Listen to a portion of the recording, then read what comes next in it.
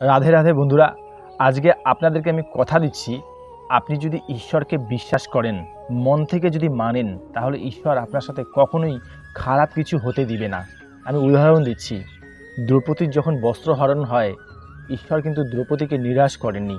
দ্রৌপদীর এক ডাকে ঈশ্বর সাড়া দিয়েছে এবং দ্রৌপদীর সম্মান রক্ষা করেছে।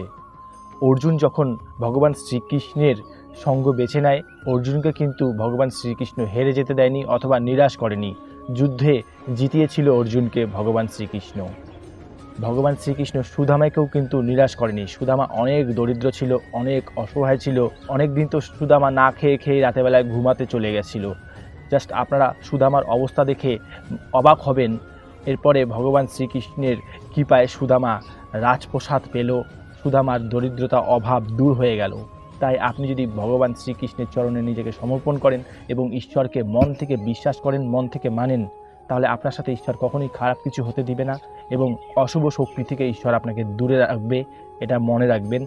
ঈশ্বরকে মন থেকে মানুন, ঈশ্বরকে মন থেকে বিশ্বাস করুন এবং ঈশ্বরের পূজা বলতে আমরা সেটাকেই বোঝাই, অসহায় গরিব দুস্থ মানুষদের সেবা, যাদের আসলেই আমাদেরকে প্রয়োজন আছে, যারা আমাদের ভরসায় জীবনযাপন করছে, তাদের পাশে গিয়ে দাঁড়ানোটাই হচ্ছে ঈশ্বরের পূজা, ঈশ্বরের সেবা।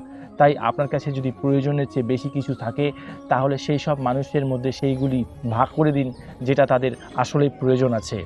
কারণ বন্ধুরা, এই পৃথিবীতে মানুষই একমাত্র পারে মানুষের খারাপ সময় এগিয়ে গিয়ে তাদের দুঃখ কষ্ট দূর করে তাদেরকে সুখ প্রদান করতে। এই কারণেই ঈশ্বর আমাদেরকে পৃথিবীর সর্বশ্রেষ্ঠ জীব মানুষ রূপে এই পৃথিবীতে পাঠিয়েছে, যাতে আমরা মানুষের খারাপ সময়ে পাশে এগিয়ে গিয়ে তাদেরকে সাহায্য করতে পারি অথবা তাদেরকে খুশি করতে পারি। ধন্যবাদ বন্ধুরা, ভালো থাকবেন, সুস্থ থাকবেন। আর ভিডিওটা প্রচুর পরিমাণে শেয়ার করে মানুষকেও জানার সুযোগ করে দিন যে ঈশ্বরকে বিশ্বাস করলে, মানলে ঈশ্বর কখনোই কাউকে নিরাশ করেন না অথবা ঈশ্বর তার সাথে কখনোই খারাপ কিছু হতে দেন না।